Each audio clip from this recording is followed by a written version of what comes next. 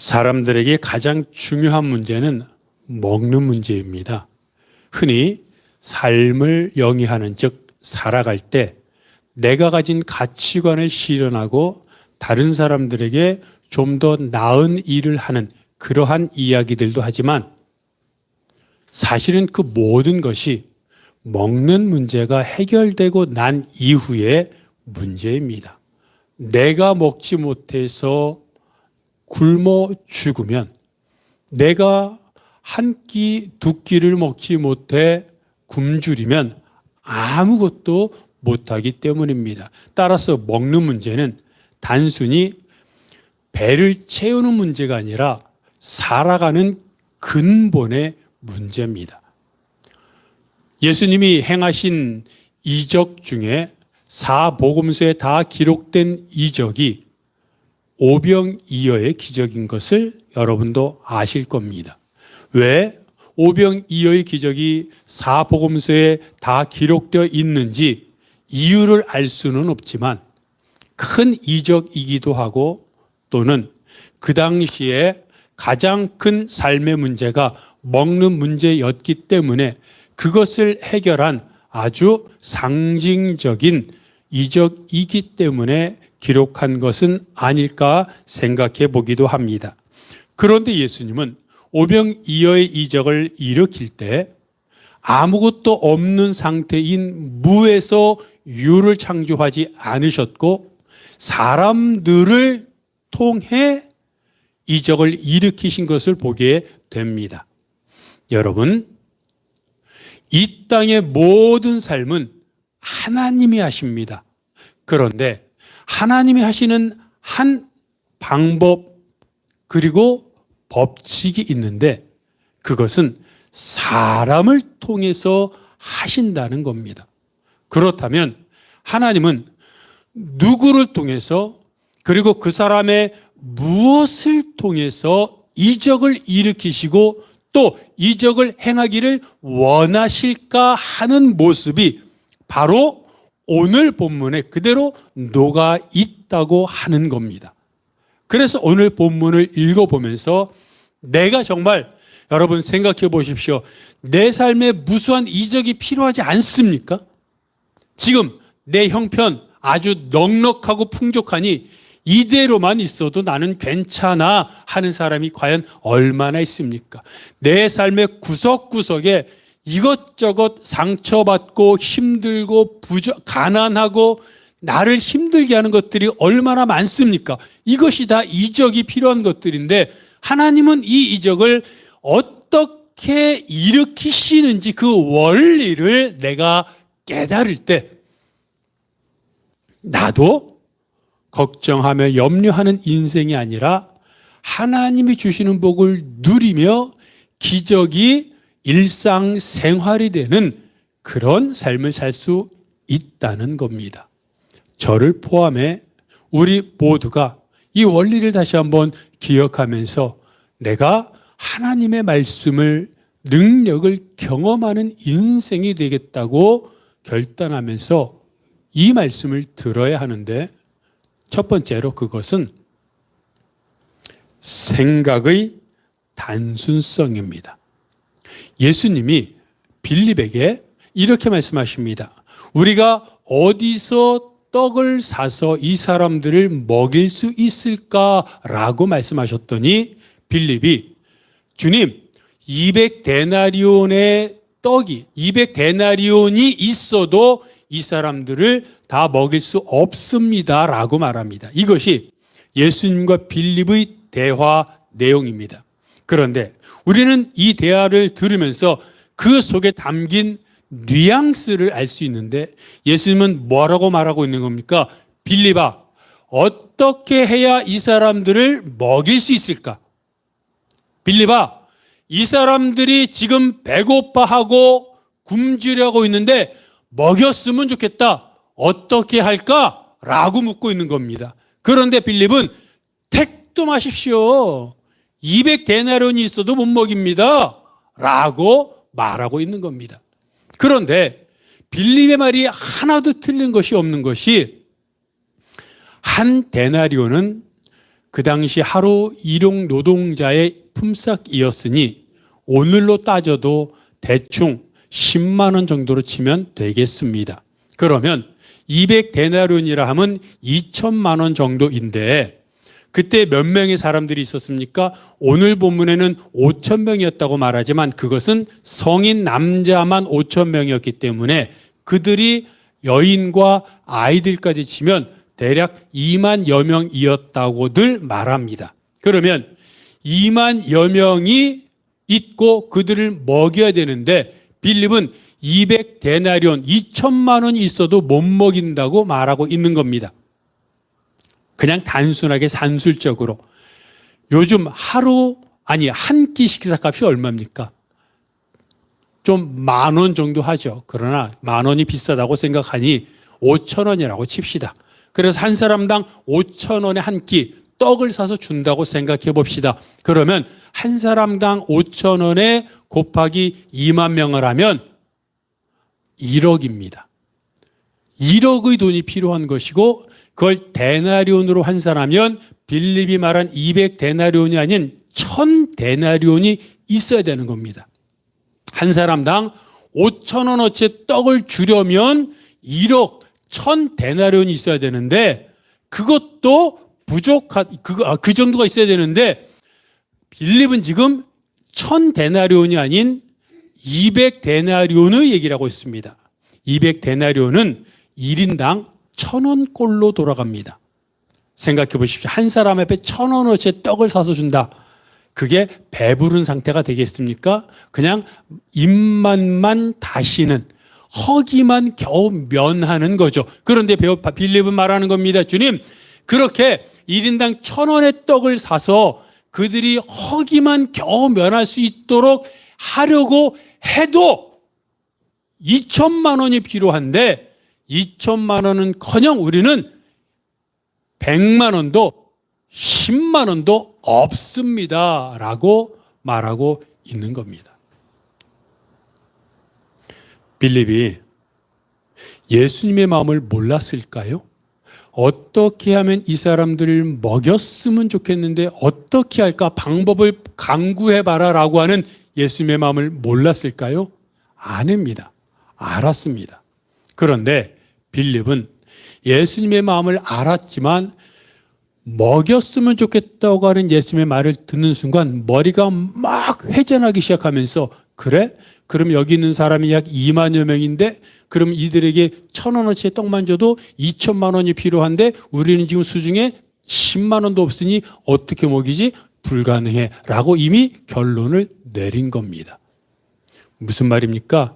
빌립은 지금 예수님에게 이렇게 말한 겁니다. 주님, 이 사람들을 먹이고 싶어하는 마음 알겠습니다. 예수님이 얼마나 사랑이 많으신지도 우리는 압니다. 또 예수님이 중풍병자도 고쳤지요. 예수님 귀신도 쫓아냈지요. 앞을 못 보는 사람도 고쳤지요. 우리가 그 이적을 보고 놀랐습니다. 그런데 주님, 이것은 사람을 고치는 것과 달라서 주님이 할 수 없는 영역입니다. 그러니 제발 사람들한테 떡자도 하지 마십시오. 사람들이 기대하기 시작하면 폭동이 일어납니다. 그러니 주님 안 됩니다. 돈이 없습니다. 빌립의 생각이 빌립만의 생각일까요?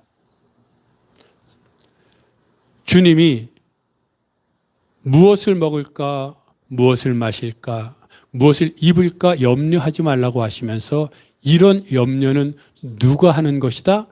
하나님을 믿지 않는 세상 사람들이 하는 것이라고 말씀하셨습니다. 그런데 생각해 보면 왜 염려합니까?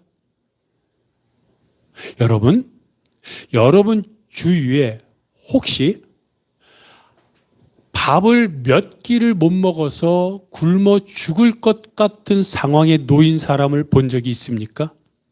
물론 어딘가는 있을 수 있지만 여러분 주위에 지금 머릿속에 내 옆집 사는 사람 그 사람이 지금 한 끼도 못 먹어서 죽어가는 상황인데라고 기억나는 사람이 있습니까? 없을 겁니다. 혹시 여러분 주위에 정말 그것이 필요한데 없어가지고 안절부절하며 와, 그 사람 그거 없으면 큰일 나는데 라고 하는 상황에 놓여 있는 사람이 있습니까? 없을 겁니다. 물론 어딘가는 있을 수 있으나 적어도 내 삶의 영역 속에, 내 관계 속에, 내 머리의 기억 속에 그렇게 어려움을 겪고 있는 사람은 지금 없을 것입니다. 그렇다면, 그런데 왜 사람들이 염려하고, 왜 뭘 먹을까, 무엇을 마실까, 무엇을 입을까 염려합니까? 더 나은 것, 더 좋은 곳, 더 나를 편리하게 하고 윤택하게 할 그 무엇을 얻기 원해서 걱정하는 겁니다. 얻고 싶은데 다른 사람은 이미 얻었습니다. 그걸 봤습니다. 그걸 내가 한번 써봤습니다. 내 마음속에 그것을 사고 싶은 마음이 불현듯 일어나 나도 있었으면 좋겠는데, 지금 내가 그것과 유사한, 성능은 떨어지고 연식은 오래되고 값은 쌀지 모르나 사용하는데 사실은 큰 지장이 없는 많은 것들이 있지만 더 좋은 삐까뻔쩍하는, 그리고 신상인, 다른 사람들이 보면 와 할 이런 것들이 내 눈에 보이고 누군가 그걸 샀고 그것이 할인을 한다는 소식을 듣는 순간 그걸 내가 사야 되는데 그걸 못 사면 내가 천추의 한이 되는데 라는 이런 고민과 염려를 할 뿐이지, 그것이 없으면 내가 죽을 것 같고 먹지 못해서 내가 굶어 죽을 것 같은 상황 속에 놓인 상황은 적어도 우리의 삶의 영역에서는 없다는 겁니다.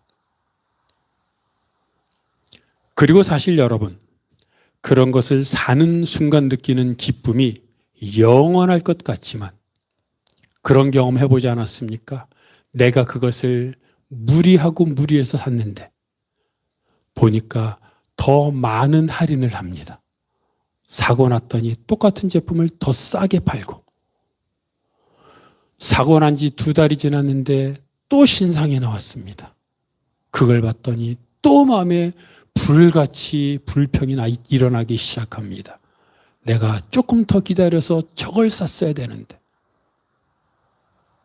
사람들이 하는 걱정과 염려는 없어서 하는 것이 아닌 더 나은 것을 위한, 그리고 무엇보다 나를 위한 염려이고, 그것은 기쁨보다는 또 다른 불평과 또 다른 질투와 또 다른 내 마음속의 걱정, 더 나은 걸 살려면 내가 어떻게 또 돈을 모아야 할까라고 하는 그런 염려로 이어진다는 겁니다.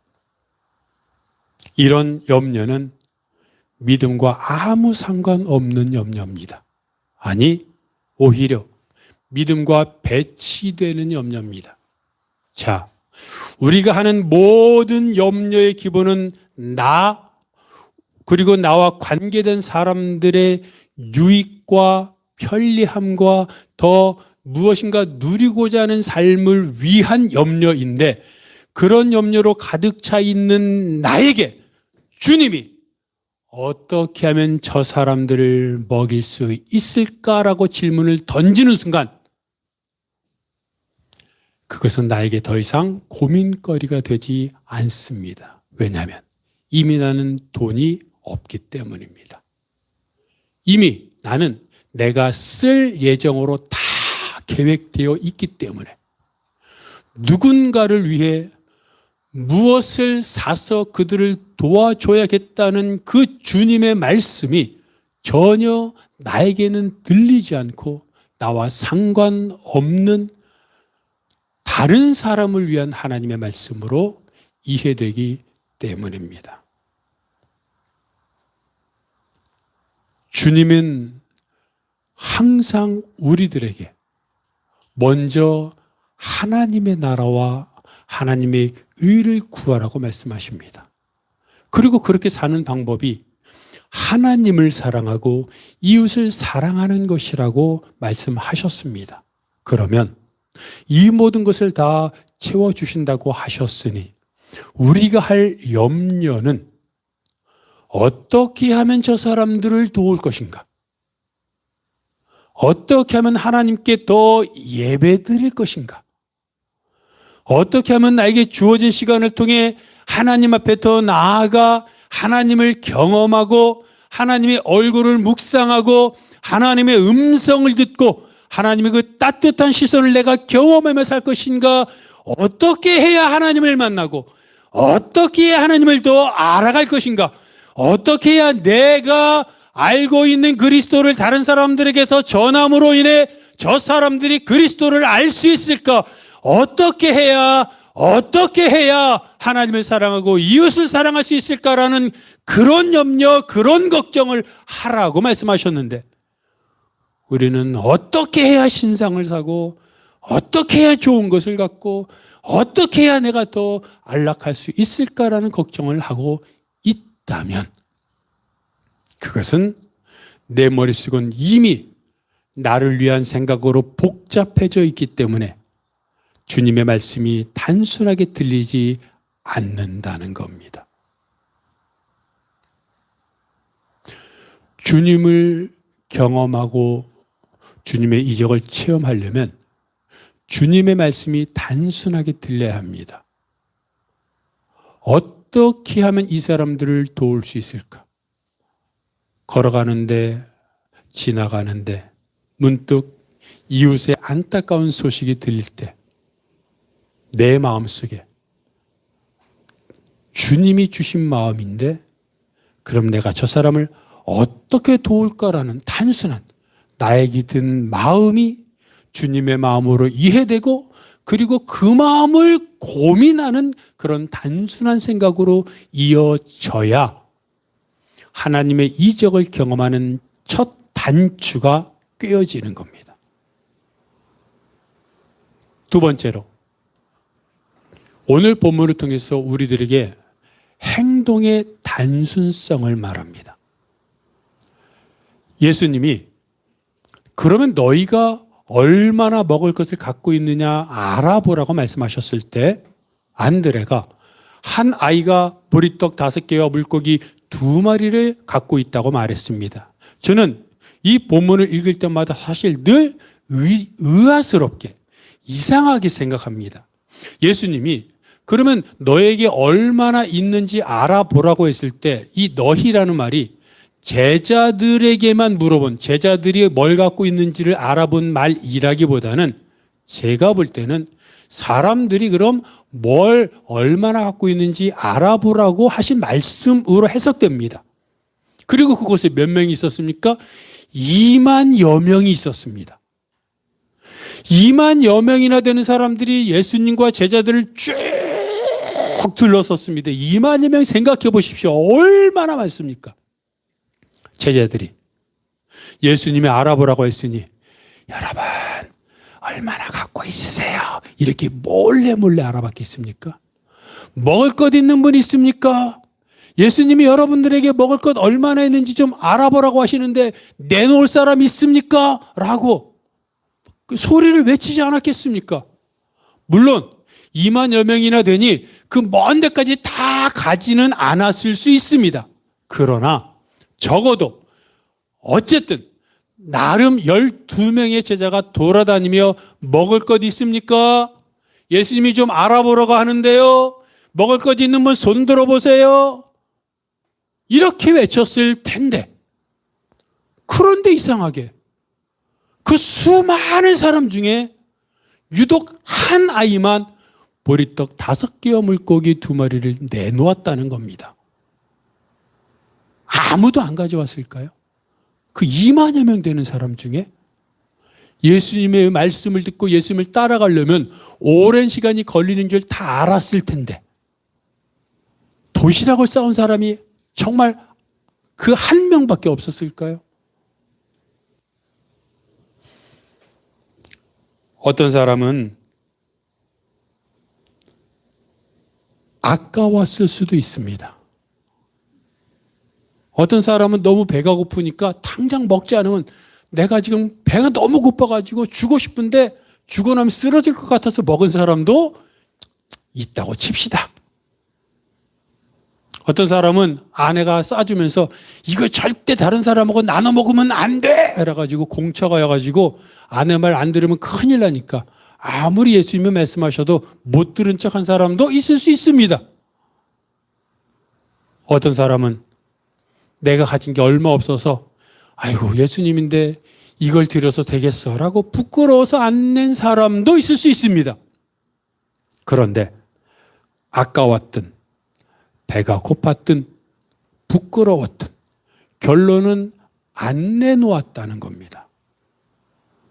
근데 이 아이는 내놓았습니다. 배가 고프지 않아서? 아깝지 않아서? 아닙니다. 이 아이는 분명히 배고팠을 겁니다. 어쩌면 아이들이 오히려 욕심이 더 많지 않습니까? 자기 것 내놓지 않으려는 아이들이 얼마나 많습니까? 그런데 배도 고프고 그리고 아까운 생각도 있었을 텐데 예수님이 먹을 것을 찾는다는 얘기를 듣는 순간 모든 것이 올스톱 정지되고 예수님이 찾아? 그러면 내 거 줘야지 하고 여기요! 하고 어쩌면 달려와가지고 이거 안 내놓을 거예요 하고 뺏긴 게 아니라 달려와서 여기요! 제가 보리떡밖에 없지만 물고기 2마리밖에 없지만 이거 예수님한테 주세요라고 아마 달려와서 안드레한테 덥석 맡기지 않았을까. 예수님이 원하신다는 얘기를 듣는 순간 내가 가진 것을 드릴 수 있는, 내가 없는 걸 주는 게 아닙니다. 내가 없는 건 줄 수도 없습니다. 그냥 내가 있는 것을 드리면 그 다음은 예수님이 하는 것이기에 아이가 뭘 할지 알았기나 했겠습니까? 그냥 드린 겁니다.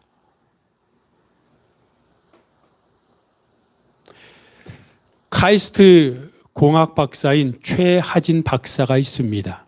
이분은 중국 상하이에 가서 약 20여 년 동안 선교사로 살아가면서 상하이의 하얼빈입니다. 하얼빈에 하얼빈 만방 국제학교를 설립했습니다.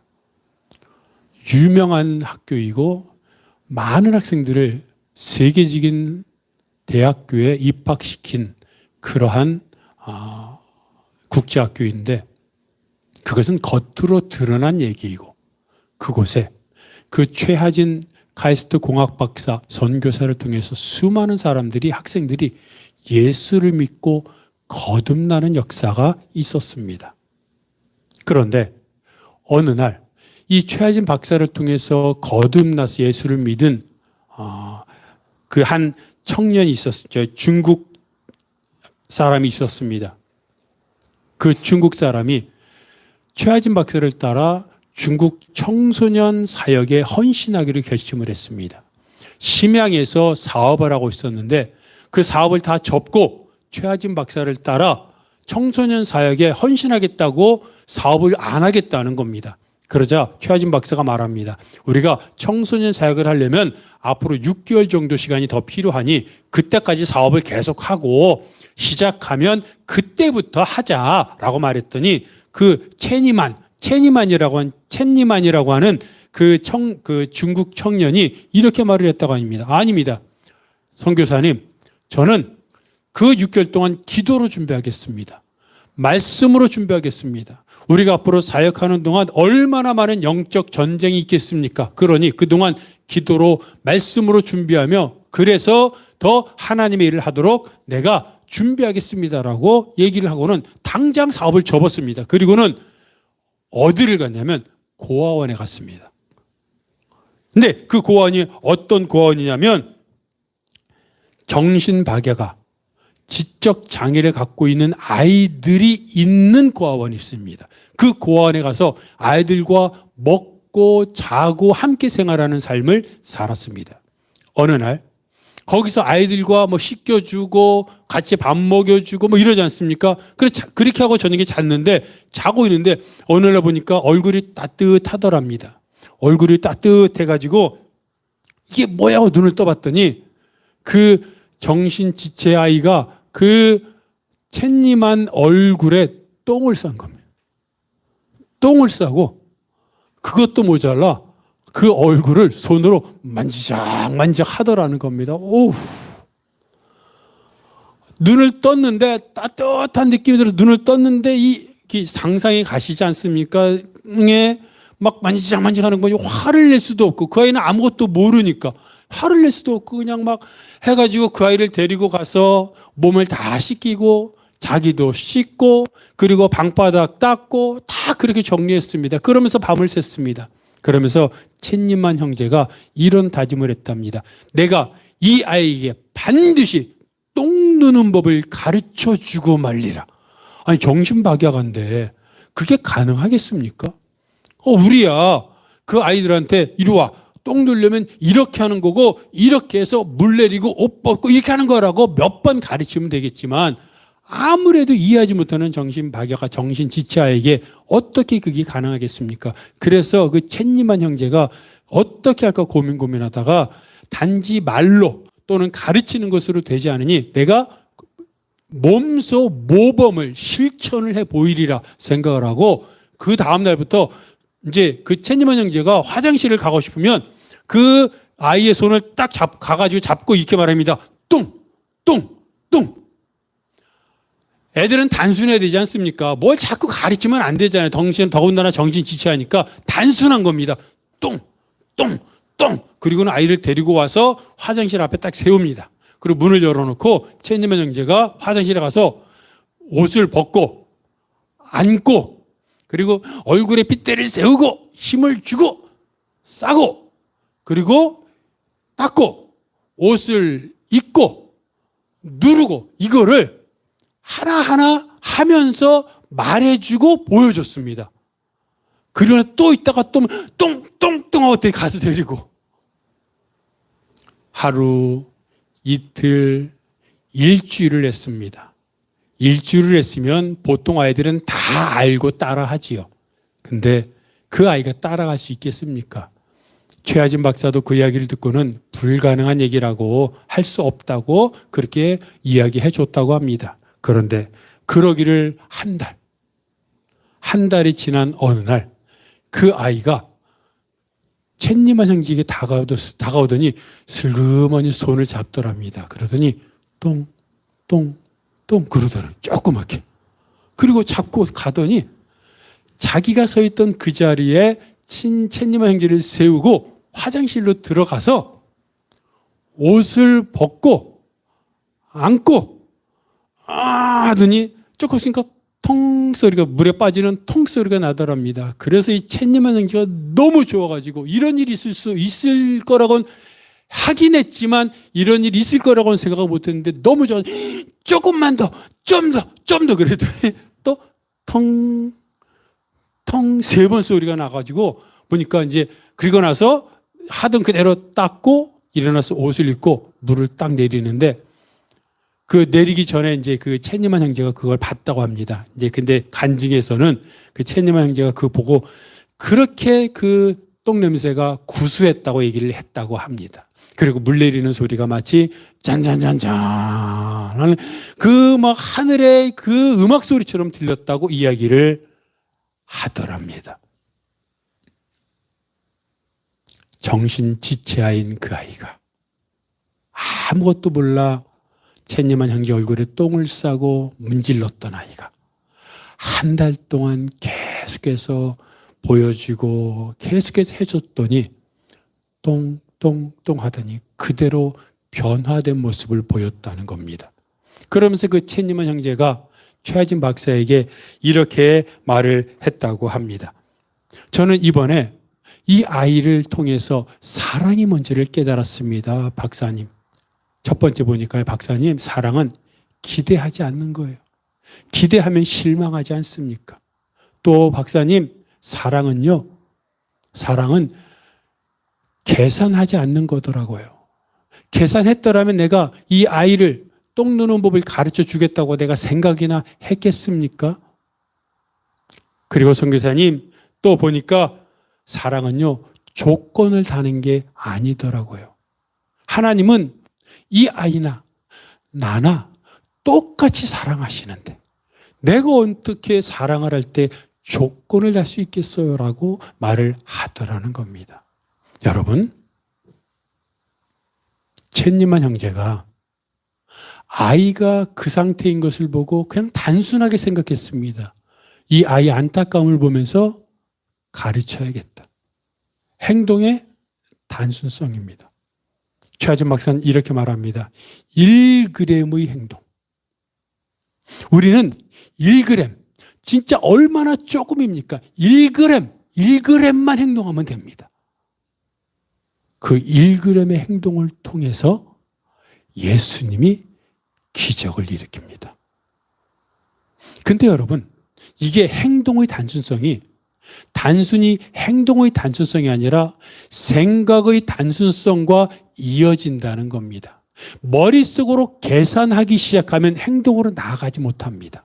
머릿속에 내가 들은 예수님의 말씀이 머릿속에 들어왔을 때 머릿속에서 계산하지 않고 머릿속에 들려온 그 말씀이 곧바로 가슴으로 내려와야 행동으로 이어지는 겁니다. 예수님이 무엇이 먹을 것이 있습니까? 누가 갖고 있습니까? 라고 제자들을 통해서 예수님이 물어봤을 때 이거 내가 있는데 아까운데 있는데 부끄러운데 있는데 내가 먹을 것도 부족한데 라고 생각하는 머리가 복잡해지는 순간 가슴으로 행동으로 나아갈 수가 없는 겁니다. 그러나 그 아이는 먹을 것이 있습니까? 하는 머릿속으로 귀로 들려지는 순간 곧바로 가슴으로 내려왔고 여기 있습니다라고 손과 발로 나아갔던 것입니다. 1g의 행동. 근데 여러분 여기서 중요한 것은 내가 예수님의 사랑의 이야기를 들었을 때 그게 가슴으로 내려오려면 어떻게 해야 내려오는가 하는 겁니다. 어떤 사람은 귀에 들리면 계산하기 시작하고 어떤 사람은 다른 사람을 지목하고 어떤 사람은 뒤로 빠지고 어떤 사람은 못 들은 척하고 어떤 사람은 여전히 나의 유익을 위해 살아갑니다. 근데 어떤 사람은 예수님의 음성이 들리면 그게 가슴으로 내려와 행동으로 이어집니다. 그 차이가 뭐냐는 겁니다. 그것은 여기에 있습니다. 세 번째, 성공 후의 단순성입니다. 예수님은 오병이어의 이적을 일으키고 나서 예수님이 어떻게 하셨습니까? 사람들이 아무것도 없었는데 보리떡 5개, 물고기 2마리로 2만여 명이 먹고 12바구니에 차니까 웅성거리기 시작했습니다. 그 당시 가장 큰 문제는 먹는 거였습니다. 여러분, 그때는 대부분 사람들이 근근히 살아가던 시대였습니다. 그런데 먹을 문제를 해결하고 나니까 여기저기서 와, 이 사람이 왕이 되면 우리 먹는 문제는 해결되겠네?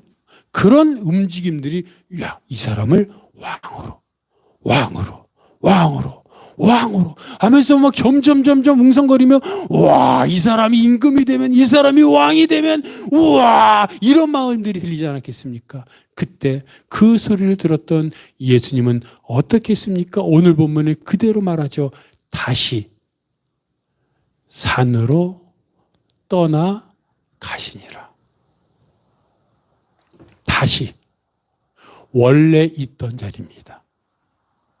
이런 이적을 통해 사람들이 웅성거리고 그러기 전에 원래 아무 일도 없었던 그 자리로 다시 돌아가는 겁니다. 다시, 그리고 혼자 산으로 혼자. 이미 제자들도 무리들의 그 웅성거림, 이 사람을 왕으로 그런 소리를 듣는 순간 무리들이 그렇게 부르짖는 순간 제자들은 무슨 생각했겠습니까? 예수님이 왕이면 나는 국무총리, 나는 국방부 장관, 이 생각이 자연스럽게 들어가지 않았겠습니까? 제자들도 이미 물든 겁니다. 예수님은 아무하고도 상의하지 않았습니다. 예수님은 그저 혼자 결정했습니다. 그리고 산으로, 아무도 사람들이 없는 곳으로 떠나갔습니다. 예수님은 사람들이 웅성거리고 그리고 왕으로 옹립하고 그렇게 스포트라이트를 받는 그 순간에도 원래 있었던 자리로 다시 혼자서 하나님을 만나기 위해 나아갔습니다. 운동이나 예능 분야에서 금메달을 따거나 또는 우승을 하거나 또는 유명한 대회에서 그랑프리를 수상한 사람들이 나중에 얘기를 들어보면 그 후에 슬럼프에 빠진 일들이 많다고 합니다. 나중에. 그래서 그때 얘기를 하면서 뭐라 그러냐면 내가 성공을 위해 달려왔지 성공한 후에 어떻게 할 것인지는 전혀 대비하지 않았다. 근데 막상 내가 우승하고 큰 영광을 얻고 나니까 뭘 해야 할지 모른다는 겁니다. 그래서 공허하고 그래서 연습하던 자리에 빠져나와 사람들을 만나고 사람들의 시선을 받고 그러다 보니 연습하는 자리가 아니라 사람들의 중심에 서게 되고 나에 대한 자부심이 강하게 되고 그런 동안에 다른 사람들은 연습하니까 결국 영광의 자리에서 내려오게 되더라. 그래서 다시 그 자리로 돌아가는데 참 많은 시간이 걸렸다고들 이야기합니다. 그렇지 않습니까? 큰 영광이 아니더라도 내가 이루고자 했던 조그만 것이라도 얻고 나면 얼마나 기쁩니까? 그리고 늘 예수 믿는 사람들은 주님이 하셨다고 말하지만 그 마음속에 그래도 내가 했지. 그래도 내가 노력했지라는 생각이 있다 보니 그 시간들을 통해 하나님 앞에 나아갔던 시간들이 줄어들고 사람들을 만난 시간들이 늘어나지 않습니까? 어떻게 해야 원래 자리로 돌아갈 수 있습니까? 바울을 보십시오. 바울은 1차, 2차, 3차 전도 여행을 통해 수많은 사람들에게 복음을 전했고 그 과정 속에서 이적을 일으켜서 많은 병자를 고치고 귀신을 쫓아내고 기독교 역사상 많은 업적을 이뤘습니다. 이 정도면 보통은 교만하고 나태해져서 마지막에 버려지는 경우가 많습니다. 그런데 바울은 죽을 때까지 하나님의 사람으로 살았습니다.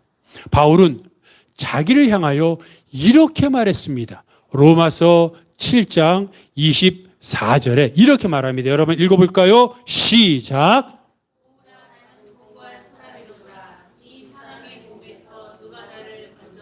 여러분 이해되십니까? 바울이 이렇게 말합니다. 성령 충만한 사람입니다. 늘 하나님께 기도하며 하나님과 교제했던 사람입니다. 그런데 이런 바울이 나는 곤고하다. 이 사망의 몸에서 누가 나 좀 구해줘라 라고 부르짖고 있습니다.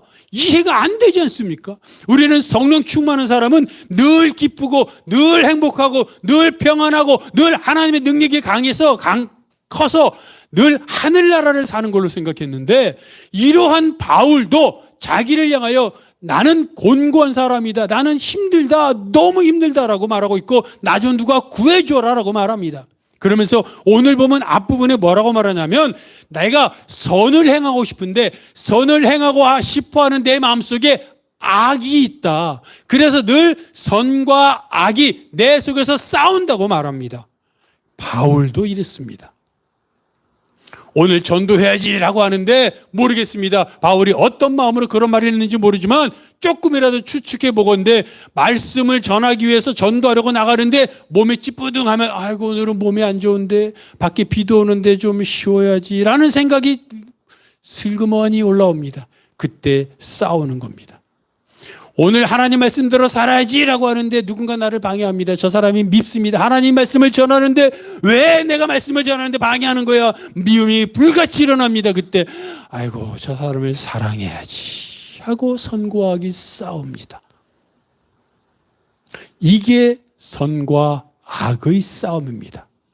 바울만 그런 것이 아니라 우리 모두에게도 늘 하나님의 말씀대로 살고 싶어하는 마음이 있습니다. 하지만 또 한편으로는 나의 안락과 나의 평안과 내 것의 유익을 구하고자 하는 마음이 있습니다. 사람마다 상황과 조건들은 다 다르지만 그것들이 늘 싸우고 투쟁하는 겁니다. 어떨 때는 하나님의 말씀이 이기고 어떨 때는 나의 유익을 얻고자 하는 마음이 더 이기는 겁니다. 근데 바울은 이럴 때 어떻게 이길 수 있었습니까? 바울은 말합니다. 나는 날마다 죽노라. 곤고한 사람이다. 나는 정말로 어떻게 될지 모르니 나 좀 구해줘라라고 말했던 바울이 자기가 그 상황 속에서 날마다 하나님 말씀대로 살 수 있었던 비결을 말하는데 나는 날마다 죽는다. 나도 모르게 내 마음속에 미움이 들어오고 내 마음속에 게으름이 들어오고 이 정도 했으면 됐지, 또 내가 했지, 저 사람보다 낫지, 오늘은 쉬어야지 말하고 하니까 사람마다 수준은 다르지만 바울의 입장에서 이런저런 생각들이 늘 들어올 때 날마다 나를 죽이는 겁니다. 육신의 생각, 나의 이익을 추구하고자 하는 마음, 그리고 더 편해지고자 하는 마음, 남을 미워하는 마음, 미워하고는 하는 마음, 이런 마음들을 날마다 커트시키고 잘라내는 겁니다. 그렇지 않으면 어떻게 됩니까, 여러분? 그게 하루 남을 미워하는 마음이 하루 있고 이틀 있고 3일 있으면 첫 번째는 그냥 지우면 될 것이 이틀, 3일, 한 달이 가면 그냥 지워지지 않아서 무슨 그것이 세정제를 써서 비누를 써서야만 겨우 지울 수 있고 1년이 지나면 내 살이 되고 피가 되어 그렇게 비누와 세정제를 써도 지울 수 없는 그런 상태가 되는 것 아닙니까? 그래서 바울은 매일마다 나는 내 안에 있는 욕심과 나의 이익을 추구하고자 하는 그런 악한 마음들을 죽여서 날마다 죽는다고 말합니다. 이 방법이 뭡니까? 말씀과 기도입니다. 바울은 원래 바리새인이었기 때문에 말씀을 연구하는 사람이었습니다. 하지만 예수님을 만나기 전에는 형식적이고 습관적이고 관습적으로 말씀을 연구했지만 예수님을 만나고 난 이후에는 그 말씀이 살아있는 말씀이 되어 그 말씀을 얼마나 읽고 통독하고 묵상했겠습니까? 얼마나 바울이 말씀을 암송했겠습니까? 그리고 바울은 늘 기도하는 사람이었습니다. 어디를 가든 기도할 장소를 찾았고 그래서 쉬지 말고 기도하라고 말했던 이유가 그렇게 기도하는 사람이었기 때문입니다. 말씀과 기도를 통해 하나님 앞에 나아갈 수 있었고 자신을 정결하게 했고, 자신을 정결하게 하는 것은 자신이 날마다 죽는다는 거였고, 그런 삶을 살았기 때문에 주님이 말씀하시면 그 말씀이 들리는 순간 귀에서 머리에서 곧바로 가슴으로 내려와 손과 발로 행동하는 신앙인으로 살 수 있었던 겁니다. 여러분, 내 삶에서 하나님의 이적을 경험하기 원하지 않습니까? 내가 할 수 없음을 너무나 뼈저리게 느끼지 않습니까? 그렇다고 내가 할 수 없다고 포기하겠습니까? 너무 엄중한 현실 앞에서. 그러니 하나님을 의지해야 되는데, 하나님을 의지하려면 말씀이 곧바로 가슴으로 내려와 행동으로 옮겨져야 되는데 그런 수준이 되어 있습니까? 되어 있으면 좋지만 그렇지 못하다면 나의 마음을 바울처럼 자꾸 죽여야 됩니다. 계산하고 빌립처럼 돈 생각하고 내 유익을 추구하는 그런 마음들을 자꾸 잘라내야 됩니다. 그 방법은 말씀과 기도를 통해 하나님 앞에 나아가면 내가 하나님 말씀 앞에 발가벗겨져서 하나님의 나를 하나씩 치료하시고 회복하셔서 온전한 하나님의 사람으로 빚으시는 겁니다. 그리고 그때 그 1g의 행동이 아무것도 아닌 거지만 믿음이 없이는 1g의 행동을 할 수 없습니다. 여러분, 겨자씨만한 믿음만 있으면 이 산이 저 산 저쪽으로 옮겨져라 해도 옮겨진다고 말씀하시지 않았습니까? 그럼 우리는 뭐라고 말합니까? 1g의 행동이 겨자씨 한 알과 비슷한 거 아닙니까? 그러니 우리는 아이고 겨자씨 한 알, 1g의 행동 아무것도 아니네 라고 말할지 모르겠지만 여러분, 그게 아무것도 아닌 게 아닙니다. 그건 엄청난 겁니다. 그것을 위해서는 날마다 하나님 앞에 나아가 나를 죽여야 하고 말씀과 기도로 살아야 합니다. 그러면 나도 모르게 하나님의 말씀이 내 안에 심겨져 믿음이 커지고 담대해지고 그리고 하나님의 역사가 시작되는 겁니다. 여러분, 그게 그리스도인입니다. 그게 믿음입니다. 여러분, 2025년 그렇게 살아야 하지 않겠습니까? 늘 걱정하고 불평하고 답답해하는 것이 아니라 현실을 안 변했는데도 하나님 말씀 앞에 나갈 때 담대하고 평안하고 감사하고 기쁘고 그랬더니 해결됐고 이게 정상인 겁니다. 이런 삶으로 살겠다고 다시 한번 결단하셔서 하나님 앞에 나아가는 여러분이 되시기를 바랍니다. 이제 우리 말씀을 기억하면서 다 함께 일어나셔서 내일 일은 난 몰라요, 하루하루 살아요 찬양하겠습니다.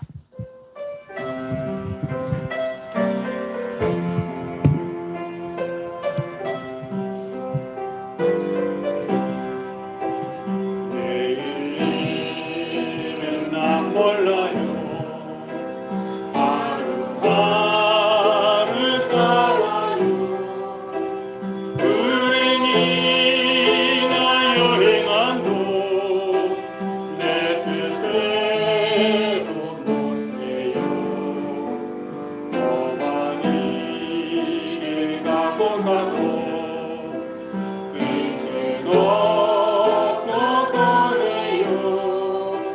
주님 예수 달래기사 내 손 잡아주소서. 내일은 난 몰라요. 장래일도 몰라요. 아버지여 날 붙드사 영원한 주옵소서. 우리를 진리의 길 주님 다신 그의 길 힘이 들고 어려워도 찬송하며 갑니다. 성령이 여기 힘써 항상 되어 주소서. 내 마음은 쪼개서요 닿지 않게 하소서. 내일은 난 몰라요. 장래일도 몰라요. 아버지여 주신 성령 이루소서. 만왕의 왕 예수께서 이 세상에 오셔서 만 백성을 구속하니 장구주가 되시는 순교자의 본을 받아 나의 믿음 지키고 순교자의 신앙 따라 이 복음을 전하세. 물과 같은 성령이여 내 맘에 항상 계셔. 천국 가는 그날까지 주여 지켜 주옵소서. 그렇습니다. 하나님 앞에 나아갈 때 하나님이 나를 변화시킵니다. 하나님 앞에 나아갈 때 그 1g의 신앙, 1g의 행동이 나오게 되고 겨자씨 같은 믿음이 생기는 겁니다. 내가 믿음이 없는지 있는지를 돌아보십시오. 그리고 그것을 위해 내가 하나님 앞에 나아갔는지를 돌아보십시오. 하나님 앞에 나아갔으면 반드시 겨자씨만한 믿음 1g의 행동이 나오게 되고 그것이 역사가 이루어지는 단초가 되는 겁니다. 하나님을 경험해야 되지 않습니까? 그게 정상입니다.